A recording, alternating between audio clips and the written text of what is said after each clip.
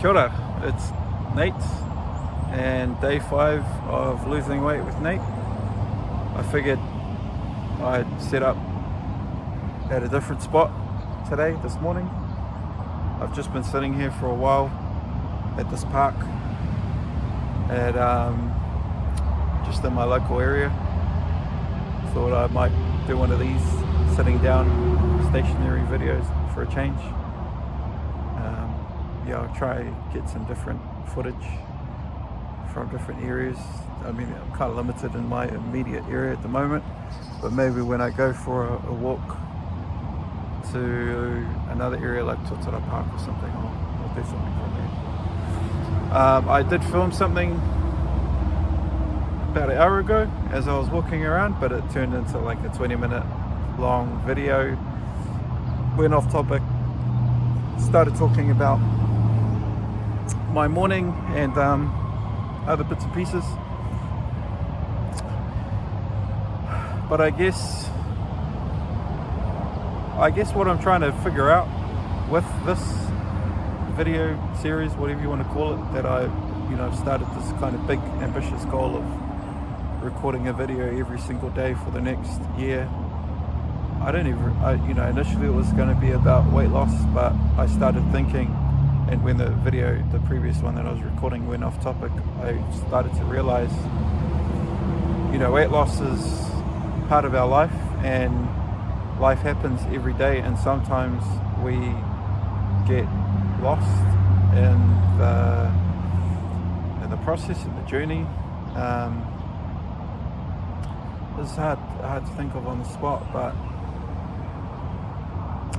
I was initially criticizing myself for this other recording that I did, because it went off topic, and I was basically talking about my morning and how I got bad news. So to give you an update, if you care, if you've been following videos, if you have, amazing, shout out to you. But I've been applying for jobs, I've been made redundant. I got a call back this morning for a job that I interviewed 2 weeks ago, and I was unsuccessful in that role, which I was absolutely devastated about. Maybe I'm coming to peace with it now, trying to be positive. Interviews just suck, man. If you've been to interviews, like I haven't had to interview for a very long time. To give you like a tiny backstory into my career, I basically got a degree at uni back in 2010. For the final year project, level 7 project, we had to do a real project or a theory-based one, and I decided to do a real one for a real company, and did it for this company, which was a 6-month project, technical writing, and impressed them, got a job after I graduated straight away, so there was no break between student life, work life, and yeah, the rest is history. Was there for 14 years, got made redundant. It was pretty brutal. Came out of nowhere. It was a surprise. The team was kind of shocked. Me and a couple of other people got made redundant, and it's been horrible. It's been horrible in some ways, and it's been awesome in others. Like, it's been horrible from a mental state, like when you devote so much of your time in your life to a company, and then you kind of just feel discarded. Like, one of the things that hurt a lot was on my last day, there was nothing arranged. I basically went in late in the day, dropped my gear off, and I called my boss in the morning and said, hey, this is what's going on. I've got a busy morning. I'm studying at the time, so I also just handed in my last assignment for a master's paper, and I had a number of things to do. Had another meeting to go to that morning, and I was also preparing for an interview the following Monday, the interview that I just did 2 weeks ago. So I was flat out, and I just said to my boss, I've got a few things to do. Today's my last day. I'll drop my equipment off. Should I expect anything? Typically when people leave, it's kind of morning teas arranged, there's a card that floats around the office that people sign, all that sort of stuff. And he goes, nah. And I was just like, you're fucking kidding me. Sorry, I probably shouldn't be swearing, but you're joking me, right? 14 years and I'm not even going to get a farewell card? Well, thanks. I didn't say that, of course, but that's exactly what I was thinking. And it hits you like a ton of bricks, man. Like, some of these big companies, these massive organizations that have thousands and thousands of employees, they just don't give a shit. They don't give a shit. They make these changes, they affect people's livelihoods, that affect their lives in so many different ways, and they just don't care.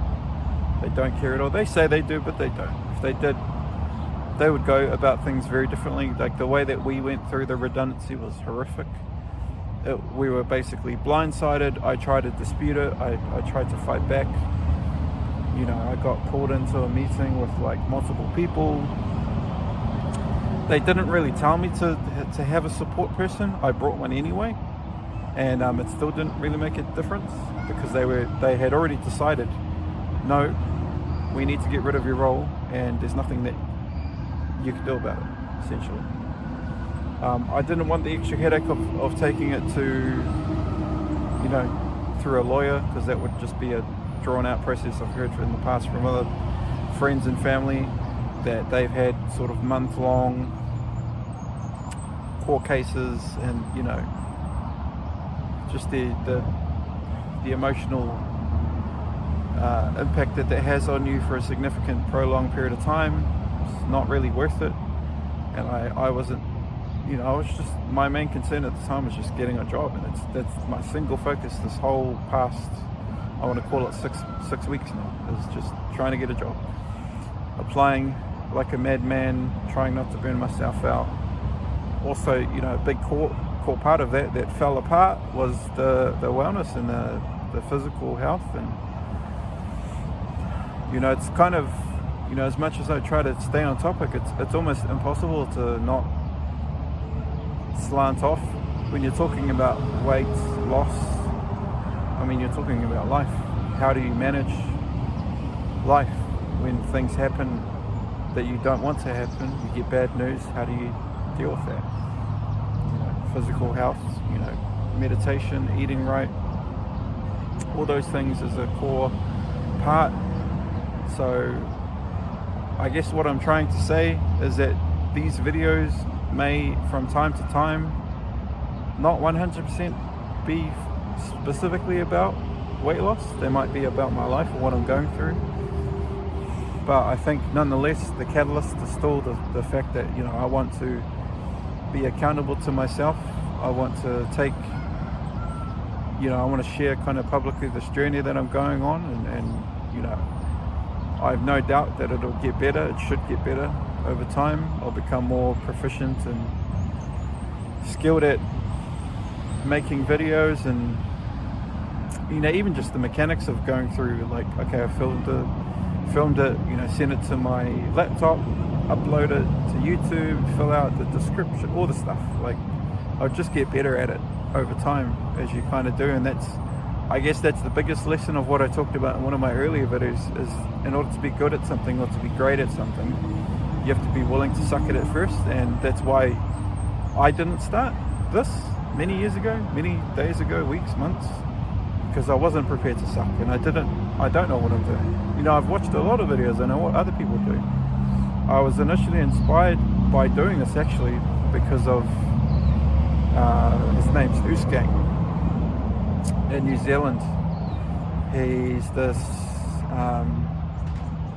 Pacific Island guy. He's incredibly obese. He was incredibly obese. He's a really big guy, and he started a playlist, 100-week journey, where he was basically going to try lose weight for 100 weeks, and it started, I think, December 2023 last year. No, surely it's longer than that. Maybe it was the year before that. But anyway, I caught the video early, and I was like, oh, that's a cool that's a cool thing to do. You know, massive massive respect to the brother.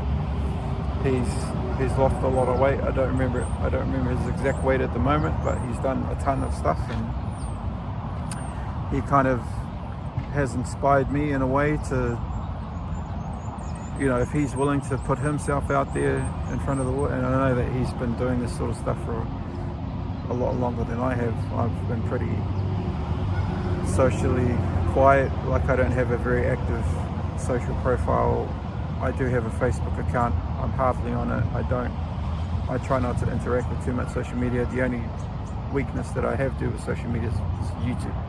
I used to watch hours and hours, and sometimes I would just waste my day after work distracting myself with YouTube, and you know, that's how I found his video and many others. But I guess what I'm trying to say is weight loss is tough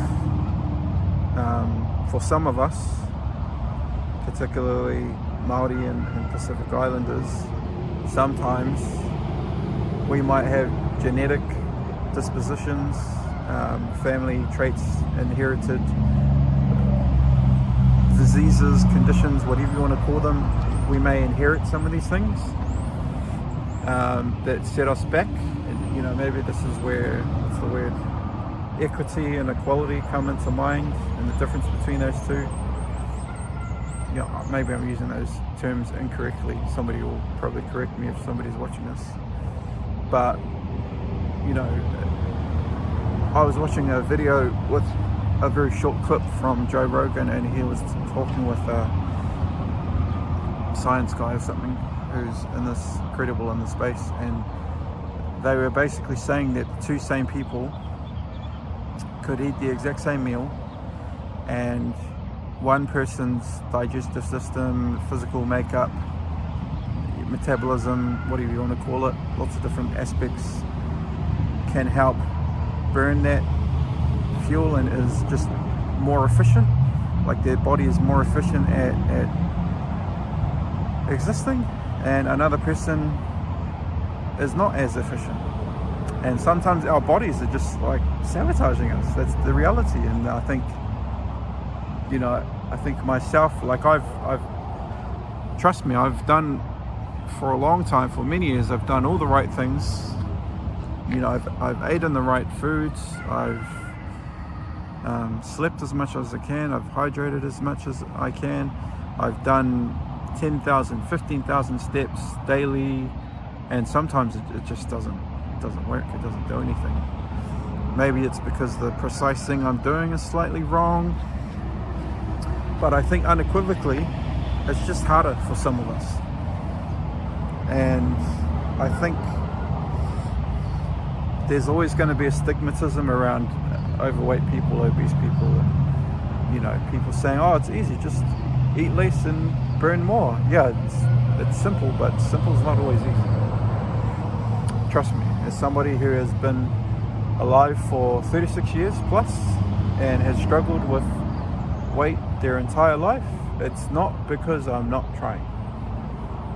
Yes, I can be trying more, without a doubt. I think we can all be trying more, but it is also just really hard because I have maybe it's exacerbated because I have a few tricky conditions that are sort of, you have to play this like real delicate balance. You have to be super precise. You know, for example, I've got gout, so I can't eat certain foods with a lot of uric acid. So I always think of tomatoes, for example. Seafood is another. Alcohol, I don't drink, so that's fine. Seafood is another. Some red meats.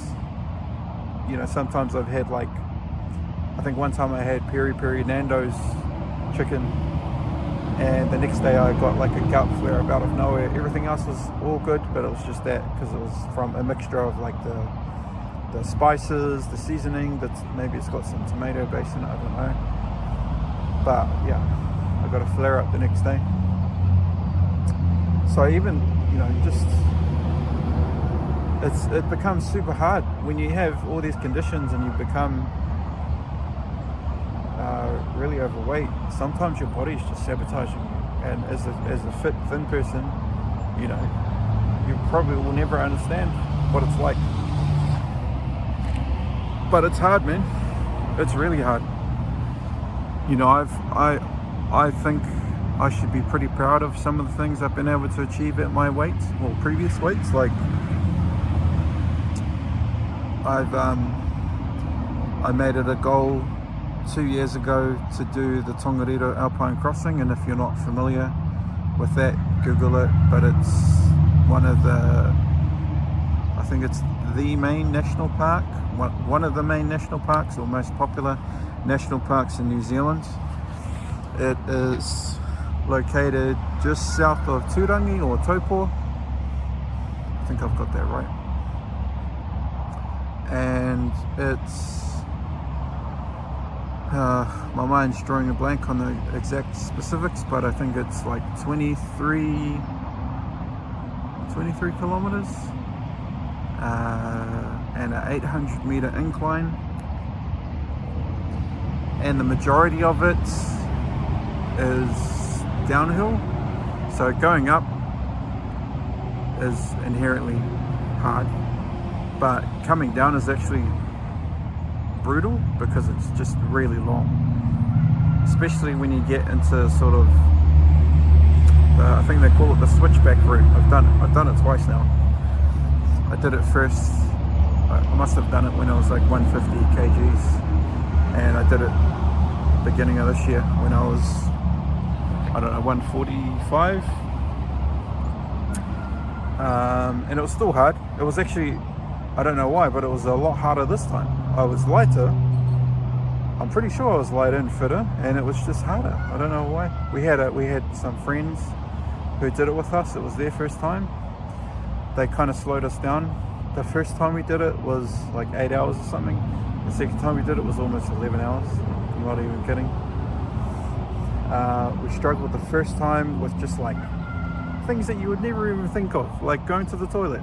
There's portaloos because, you know, in our culture, significance of mountains, we call them maunga. We believe them to be our ancestors' heads, come from the Māori word mahonga, which is head. So they don't have toilets everywhere. They have, I think, maybe 3, 4 or 5. I think they recently added one. It was like a new portaloo section towards the end. But that was like a huge thing. Like, the last thing that you want to think about when you're on that kind of walk is taking a dump. You know, holding it in for number one, that's one thing. Holding it number two, bro, don't even.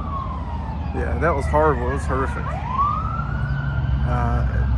It just became a mental thing, and I tried to prepare for it. I tried to test it.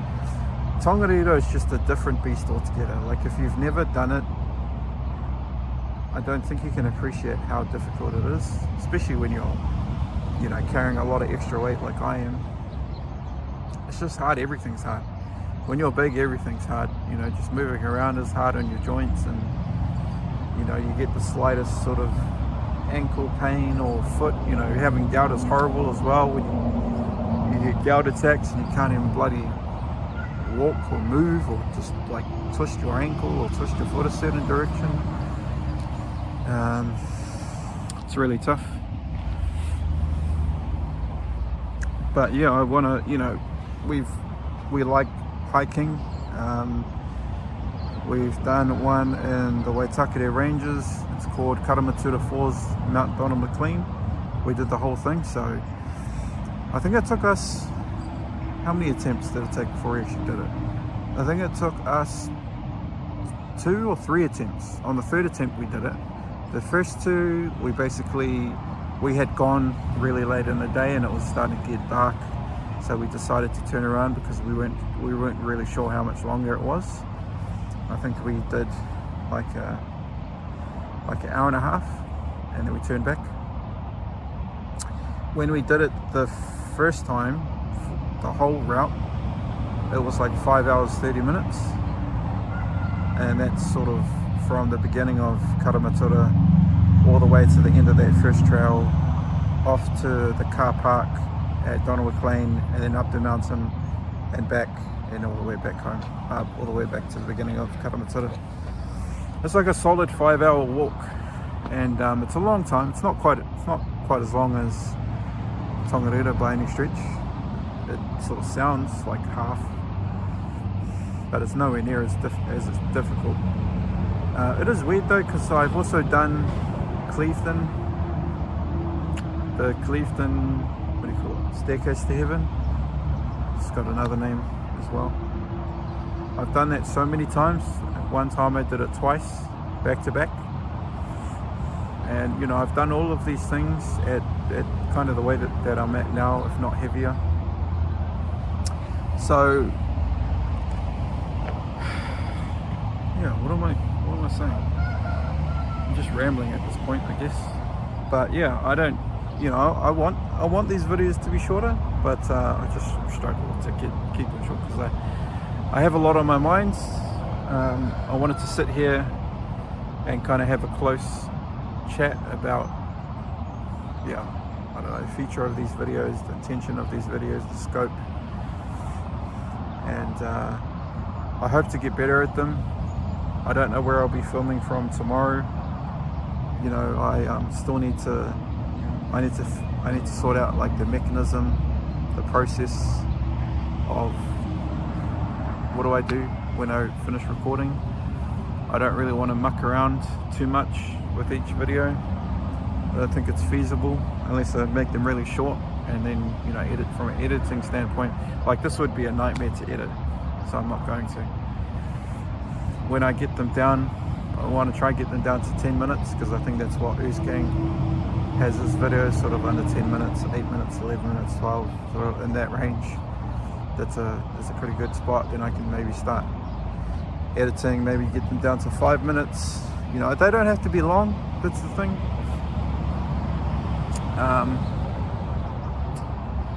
Yeah, I don't know, man. This is going to suck for a while. If you're watching this, if you're still watching this, wow. I don't know what to say. Thank you so much. Yeah, hopefully you've learnt something. I didn't even know what I talked about at this stage. I hope it's not too noisy. I've got my headphones in, my AirPods in, but I'm next to a motorway, so if you hear lots of traffic, I'll know not to do this from this spot tomorrow. Anyway, I better get going. I've probably been out for a while now. So yeah, I'll see you soon tomorrow, day 6. I swear it's going to be hard to keep track of these days at some point. I've just picked a random day and don't even know why. Anyway, that's all for me for now. Talk to you tomorrow or later today. Alright, see ya.